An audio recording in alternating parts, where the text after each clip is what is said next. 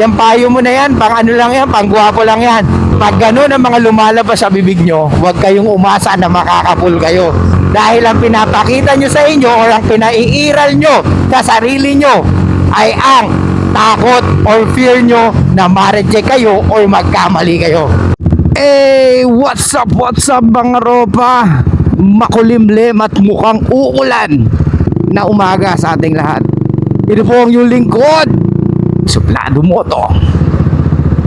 Okay mga ropa, meron akong papapanood sa iyo na tinag ng isa sa mga ropa natin. Yun, 700 pa, may laman pa. So hinto muna tayo, pe-play ko lang, tapos pag-usapan natin. So ito mga ropa, pe-play ko lang sandali para mapanood nyo rin. So, payo ko sa mga girls na naghahanap ng high value man, make sure na high value ka din. Mismo. Tsaka you attract what you are. Totoo. Pero kung ikaw, hindi ka naman high value, yun lang yung ambag mo sa lalaki. Yung high value man, iuwi ka lang. Pero, di ba, bebembangin ka lang, pero hindi ka jujuwain. Pagdating ng partner mo sa bahay mo, nakatihaya ka lang. Oo. Wala kang ginagawa. Hindi ka man lang makapagluto, makapaghugas ng pinggan, Ande. diba? Makapaglaban ng mga damit, diba? That's feminine energy. Okay, medyo naguluhan tayo dun sa feminine energy na sinabi ni Ropa. Tapos dun sa high value woman, na kailangan maging high value woman para makatagpo ka ng isang high value man. It's obvious na hindi nila alam kung saan talaga na-attract at kung paano ma-attract ang isang lalaki. Di ba? Ladies, makinig kayo. Para sa inyo to. At sa mga ropa natin na bago lang sa channel natin. Ang lalaki, kahit ano man ang marating niya sa buhay, wala siyang pakialam sa karir ng babae.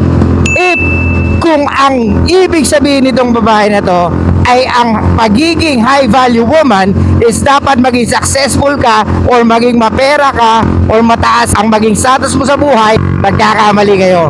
Dahil ang lalaki kayang magjowa kahit ang babae nagtatrabaho sa fast food. Wala kaming pakialam sa karir nyo. Wala kaming pakialam sa pera nyo. Hindi namin binavalue ang karir nyo. Maliwanag, kaya stop believing na pag ikaw ay naging successful, mas magugustuhan ka ng maraming kalalakihan. Hindi. Kaya nga sinasabi nyo, intimidated ang mga lalaki sa successful na babae. Hindi. Hindi kami intimidated. Wala lang kaming pake sa kung anong meron ka na madalas i-flex ng mga kababaihan na hindi nila kailangan ng lalaki kasi nga may pera naman daw sila or successful naman daw sila. As if naman nagmamatter yun sa mga kalalakihan. Hindi po nagmamatter sa amin yun. Ang nagmamatter sa amin or ang binavalue ng mga kalalakihan ay yung mga babaeng may chastity or yung mga babaeng docile. Yung mga babaeng magre-reciprocate, yung mga babaeng susunod or coachable. Okay? Hindi yung babae na combative or laging ipe-flex sa amin yung pagiging successful niya. Unang-una, pag nag-approach ang lalaki, hindi naman tatanungin kung ano ang ginagawa mo. Hi, my name is Suplado Moto. By the way, anong tinapos mo? I'm a lawyer, I'm a doctor. Oh shit, you turned me on. Oh shit. Pwede ba yun? Hindi. Gets? Kaya ang mga lalaki, ina-approach ang babae dahil nagandahan kami sa babae, nakyutan kami sa babae, or pwedeng si looks innocent. Gets? Yun ang binavalue ng mga lalaki. Hindi yung karir na meron ka. Wala sa amin yun. Wala kami pakialam doon dahil alam namin, hindi rin naman namin matitigman yun. At higit sa lahat, kahit na ano man ang marating ng isang babae sa buhay niya, lagi pa rin siyang maghahanap ng lalaki na mas the best sa kanya. Okay? Kung feeling niya the best na siya, well, she still want a man na talagang mas the best at mas malupit pa sa kanya. Yun ang prepare ng mga kababaihan, mga ropa. So, kung ang ibig niya sabihin ay yung pagiging high value is yung marunong sa bahay, marunong magluto, marunong maglinis, diba? Marunong mag-asikaso, well, kung ganun ang batayan ng pagiging high value ng isang babae, then good. Okay? Pero kung ang batayan ng pagiging high value ng isang babae ay yung kanyang pagiging successful o yung pagiging kanyang mapera, well, hindi po yun ang high value na babae. Gets? Dahil naniniwala ako, na ang babae kahit walang tinapos, walang pera, or simpleng babae lamang, pwede pa rin siya makatagpo ng kanyang lalaking pinapangarap. Kaya ladies, na kailangan mo maging high value ka para makatagpo ka ng isang lalaking high value. Hindi. Ang kailangan mo, magpaganda ka, maging feminine ka, yung hindi ka combative, yung hindi kung sino-sinong kinakausap mong lalaki, yung hindi ka kung kani-kanino sumamang lalaki. Okay? Mas hindi ka kilala sa social media, mas gusto namin yun. Mas attracted ang mga lalaki sa mga babaeng hindi pa exposed. Gets? Kaya nga ang lalaki, ang mas prepared ay yung mga babaeng virgin. Gets? Yun ang binabalyo ng mga kalalakihan. Hindi yung mga sinasabi nyo na I don't need a man, I'm a fucking successful woman, I'm independent woman. The more na sinasabi nyo yun, the more na we don't like you. Okay? Hindi namin gusto yung mga ganun babae. Ngayon, kung iniisip mo, bakit meron naman nagdi-DM sa akin, meron naman mga nagkakagusto sa akin ibang lalaki. Oo, meron. Don't get me wrong. Lagi naman meron talaga kasi lalo na kung may tsura ka. Pero hindi yon ang mga lalaking gusto mong ma-attract. Ang gusto mong ma-attract is yung mga lalaki na mamahalin mo, yung i-admire mo, and at the same time, irerespeto mo. Gets? Yung lalaki na talagang gusto mong maging feminine all your life. Di ba? Habang nasa relationship ka sa kanya. Pero yung sinasabi mo, mga nagdi-DM sa'yo, nagme-message sa'yo, yan yung mga lalaking usually na ayaw nyo or wala kayong interest kahit konti. O yung mga lalaki na tinatawag ng karamihan na simp or nice guy. Yan yung mga panay message, panay DM ng hi, ganda mo naman, kamusta ka, di ka mukha kang artista, have a nice day, good morning. Diba? Ganyan yung mga lalaki na walang kayang i-provide. Ang tanging kaya lang nilang i-provide is yung atensyon na pwedeng kailangan mo sa kanila. Pero yung meron siyang idea kung paano ma-stimulate ang emotions mo, wala. Hindi nila alam. Kaya nga good morning and hi, hello lang kaya nilang sabihin.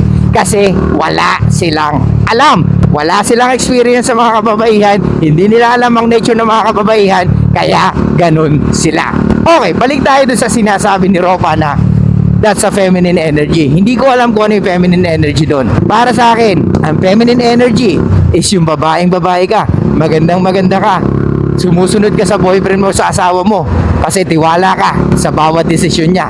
At pinagkakatiwala mo kung ano man ang gusto niya para sa relationship nyo. Dahil ang mga babae, ayaw na ayaw nilang nag-iisip. Ayaw na ayaw nila na tatanungin mo sila saan mo gusto kumain, saan mo gusto pumunta. Maliwanag ba mga Ropa? Huwag tayong tanga na naniniwala tayo. Di, after some time din naman, syempre kailangan mong tanungin yan. O yung iba naman sasabihin sa comment section, paano kung dinala mo siya sa ganitong lugar tapos ayaw niya, di nag-away pa kayo. O di ba? Yung ganyang mindset, walang mararating. Hindi makaka-pull at mahirapan mag-pull ng babae. O yung mga nagsasabi na, hindi, yung payo mo na yan, pang ano lang yan, pang guwapo lang yan. Pag ganun ang mga lumalabas sa bibig nyo, huwag kayong umasa na makaka-pull kayo. Dahil ang pinapakita nyo sa inyo o ang pinaiiral nyo sa sarili nyo ay ang takot or fear nyo na ma-reject kayo or magkamali kayo. It's okay na magkamali kesa naman mag-please ng babae at ganun din naman ang outcome. I would rather get rejected many times kesa i-please ang babae tapos malalaman ko hindi naman pala niya ako gusto. Diba? Mas nagsayang lang ako ng oras. Ayain ko mag-date, ayain ko lumabas. Ang sinabi niya na, sorry, I'm not looking for a date. I'm not looking for a boyfriend. I just want to enjoy being single. Kung ganun ang sasabihin niya sa akin, DNF na, tapos na, kesa naman, magpapanggap ako ng nice, magpapanggap ako ng mabait, magpapanggap ako na kunyari, tropa lang ang habol ko sa kanya. Pero ang totoo, patay na patay ako sa kanya. Ganyan yung mga diskarte ng mga nice guy. Ganyan yung mga diskarte ng mga simp na ang tanging nangingibabaw ay takot. Why takot? Kasi takot ma-reject. Takot sabihin ng totoo. Takot tanggapin sa sarili nila na gusto nila yung babae at higit sa lahat, takot na takot ma-reject. Kaya lumalabas ang kanilang insecurity pag binasted na sila ng babae or pag nireject na sila ng babae.